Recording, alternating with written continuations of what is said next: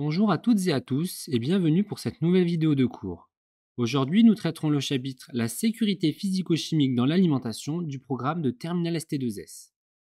Pour commencer ce chapitre, nous allons tout d'abord parler de la fraîcheur du lait et la méthode utilisée pour déterminer s'il est frais ou non. Commençons par quelques éléments de contexte. Le lait, il est composé de lactose et en présence de bactéries, il se dégrade en acide lactique. Lorsque la concentration en acide lactique devient trop importante, le lait n'est plus propre à la consommation. Ainsi, on va doser cet acide lactique afin de déterminer ce que l'on appelle le degré Dornick. S'il est inférieur à 18 degrés Dornick, alors le lait est frais. Pour cela, on va donc avoir besoin d'un montage expérimental. C'est le suivant, c'est un montage de titrage. Dans le bécher, on va placer 25 ml de lait de concentration inconnue en acide lactique, qu'on va appeler solution titrée.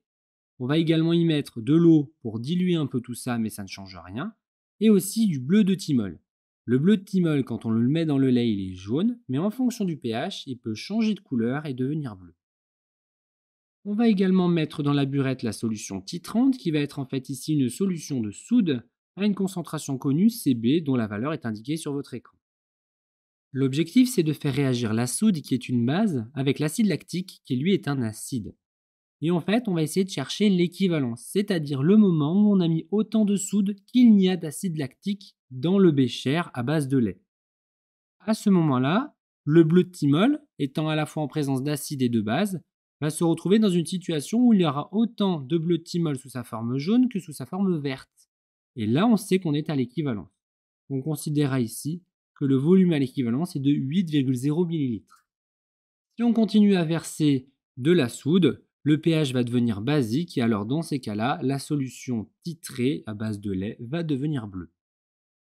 Maintenant que l'on connaît le volume à l'équivalence, on peut appliquer la relation du degré Dornick. La formule n'est pas à connaître. On remplace donc Cb par la concentration de la soude dans la burette, VBE le volume versé à l'équivalence, et VA le volume de lait initialement présent dans le bécher. On obtient alors le calcul suivant. Ici, les volumes ont été convertis en litres, mais comme vous pouvez le voir, puisqu'on a un volume divisé par un autre volume, si l'un est en millilitres et l'autre aussi, on n'était pas obligé de convertir, ça donne la même chose. On obtient alors 14,4 degrés Dornick, soit inférieur à 18 degrés Dornick, ce qui signifie qu'en fait le lait est propre à la consommation. Pour continuer, nous allons maintenant parler de la DJA et de la DJT. Il s'agit en fait d'acronymes. La DJA est la dose journalière admissible et la DJT, la dose journalière tolérable. Pour le premier, c'est une dose à ne pas dépasser pour les substances autorisées. Pour la dose journalière tolérable, c'est le même principe, mais cette fois, c'est pour des substances contaminantes. Dans les deux cas, l'unité est le milligramme par kilogramme la plupart du temps. Ça veut dire combien j'ai le droit d'absorber de milligrammes d'une substance par kilogramme de moi-même. On peut alors établir une formule. La formule, c'est la même pour la DJA et pour la DJT. C'est en fait que la DJA est égale à la masse de substance que je peux ingérer par rapport à ma propre masse, c'est-à-dire masse de substance divisée par la masse de l'individu. Prenons un exemple. Imaginons qu'on ait un bébé de 2 kg et qu'il prend une substance qui a une DJA de 1 mg par kilogramme. Par kilogramme, il a le droit à 1 mg. Puisqu'il a fait 2 kg, ce bébé, il a le droit au double, c'est-à-dire 2 mg. Prenons un vrai exemple. Imaginons qu'on ait une personne de 70 kg qui absorbe de la mélamine. La dose journalière tolérable est de 0,5 mg par kilogramme. Et bien avec cette équation qu'on a trouvée, la masse de substance que pourra consommer l'individu, c'est donc sa masse fois la dose journalière tolérable. C'est-à-dire 70 fois 0,5 mg. Il pourra donc, cet individu, consommer 35 mg de mélamine au maximum.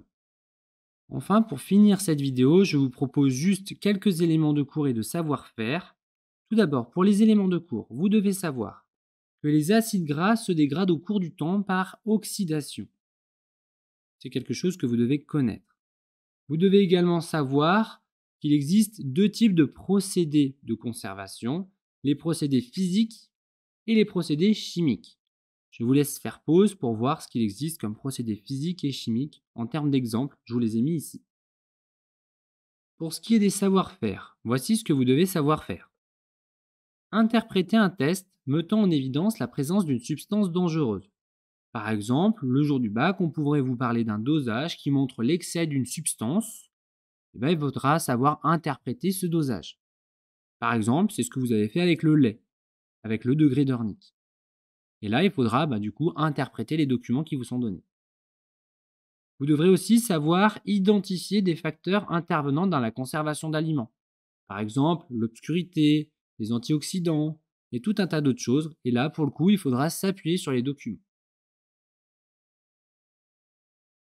J'espère que cette vidéo vous aura été utile. Je vous invite à refaire les exercices faits en classe et à vous abonner si cette vidéo vous a plu.